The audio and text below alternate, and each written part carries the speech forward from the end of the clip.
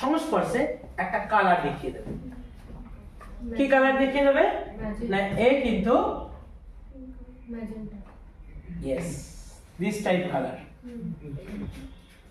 যে NaOH এ কয়েক drop ফেনolphthalein আমি অ্যাড দিয়ে দেবো সঙ্গে সঙ্গে কিন্তু এরকম টাইপের কালার দেবে।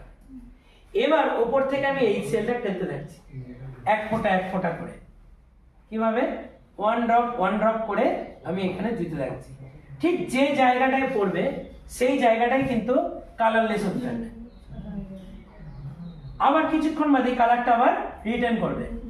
কিরকম ভাবে আবার কিছুক্ষণ বাদে কালারটা রিটার্ন করবে। কেন না সেই জায়গাটায় কালারলেস হলো ঠিক কথা, কিন্তু ওই 1 ড্রপ বা 5 ড্রপ বা 10 ড্রপ সে কিন্তু টোটালটাকে নিউট্রালাইজ করতে পারে না। সেই জন্য আমরা কি করব না সেক করব যাতে এই মিক্সিং আপটা ভালোভাবে হয়। সেকিং করতে করতে করতে করতে এই সেল এদিকে নামবে, নেমে সাপোজ এই সেল এসে পৌঁছালো এই জায়গায়, আর ঠিক সেই সময় 1 ড্রপ গোটা সিস্টেমটার কালারটাকে একদম চেঞ্জ করে হোয়াইট করে দিল। গোটা সিস্টেমটার কালারটাকে চেঞ্জ করে হোয়াইট করে দিল, মানে কালারলেস করে দিল, হোয়াইট না কালারলেস করে দিল। সেই যে পয়েন্টে এসে এটা কালারলেস হয়ে গেল, এটাই হচ্ছে টাইট্রেশনের এন্ড পয়েন্ট।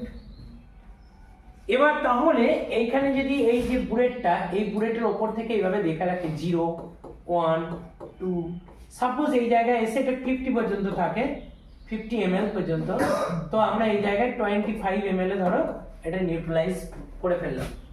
আর এইখানে ইনিশিয়ালি যে NaOH-টাকে আমরা নিয়েছিলাম সেটাও ছিল 25 ml। তাহলে 25 ml কে যদি নিউট্রালাইজ করে তাহলে আমার একটা থিওরি আছে।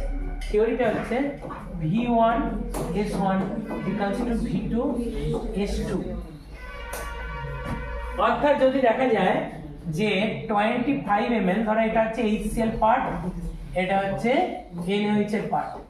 আফটার নিউট্রালাইজেশনে HCl এর V1 মানে ভলিউম কতটা লেগেছে 25 ml, S1 কত ধরো এটা আমার জানা ছিল HCl টা, S1 হচ্ছে ধরো n/10 বা 1/10 নরমালিটি ইউনিট। এইখানে V2 কত নিয়েছি না 25 নিয়েছিলাম, তাহলে S2 টা আমি জানতে চাই, অর্থাৎ যে বেসটা তার স্ট্রেংথটা আমি জানতে চাই। তাহলে এখান থেকে আমি S2 টা কি করে জানতে পারে যাব না S2 = n/10, কারণ 25 কেটে যাবে, তাহলে S2 = n/10। তাহলে আমরা বলবো NaOH টাও n/10 এরই ছিল।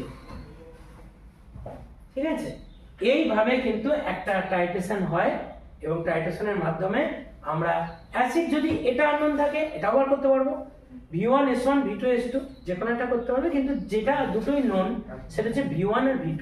কারণ V2টাও আমি খুব পারফেক্টলি মেজার করব এবং একটা পাইপের মাধ্যমে এটাকে তুলি, সেটার নাম হচ্ছে পাইপেট বা পিপেট, আমরা শর্টে পিপেট বলি, পাইপেট বা পিপেট। তার মাধ্যমে তুলে নিলাম 25 ml।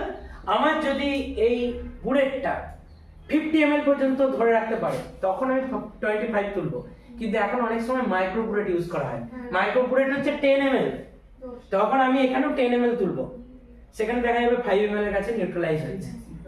এবার সবসময় যে HCl দিয়ে হবে তা না, যদি H2SO4 দিয়ে হয় তাহলে কি হবে বলতো, সালফিউরিক অ্যাসিড এর ঠিক হাফে নিউট্রালাইজ হয়ে যাবে, কারণ তো ডুয়াল স্ট্রেংথ, ও তো ডবল H+ একটা বেরিয়ে আসে, ডুয়াল স্ট্রেংথ, কাজে এখানে কিন্তু নিউট্রালাইজ হয়ে যাবে। দিস ইজ দ্য মানে একটা নিউট্রালাইজেশনের ব্যাপার, এটাই হচ্ছে নিউট্রালাইজেশন।